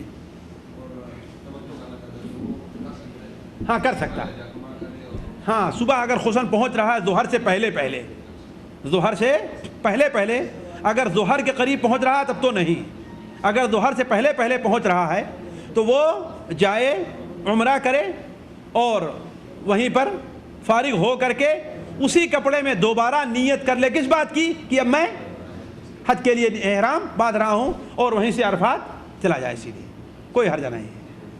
اس لیے کہ کوئی ضروری نہیں ہے کہ عمرے اور حج کے درمیان کوئی وقت فاصلہ ہی رہے، کوئی ضروری نہیں ہے، صرف فاصلہ 1 منٹ کا بھی ہو سکتا ہے، یعنی 1 منٹ کے لیے بھی انسان کیا ہے اپنے احرام سے خارج ہو سکتا ہے، اس میں کوئی حرج کی بات نہیں ہے۔ جی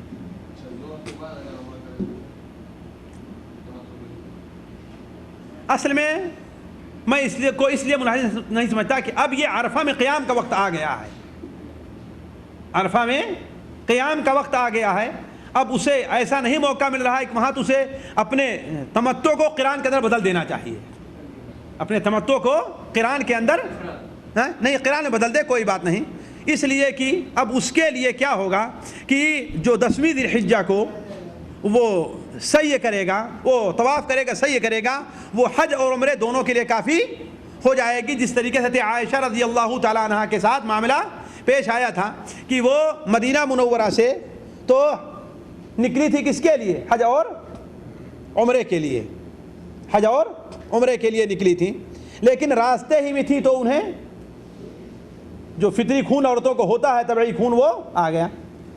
اب لوگ یہاں سے رخصت ہو رہے تھے تو ابھی تک وہ پاک صاف نہیں ہوئی تھی، اسی حالت میں چلی گئی، کہاں چلی گئی؟ آپ نے فرمایا ان کو کہ ٹھیک ہے تو اپنے بالوں کنگھی کرو، نہا لو اور چلو عرفات کے میدان میں یا منی کے میدان میں وہ پاک صاف ہوئیں تو آ کر کے انہوں نے طواف کیا اور سعی کیا۔ آپ نے فرمایا تمہارا یہ طواف اور سعی تمہارے حج اور عمرہ دونوں کے لیے کافی ہے۔ تو اگر ایسا ہے کسی کی گاڑی خراب ہو گئی، کسی کا ایکسیڈنٹ ہو گیا، کسی کا اور کچھ ہو گیا، اب وہ پہنچ رہا ہے ظہر کے بعد، تو اسے چاہیے کہ اپنے حج کو کیا کرے، وہ تمتع کو قران کے اندر نیت میں تبدیل کر دے، انشاءاللہ یہ اس کے لیے کافی ہے۔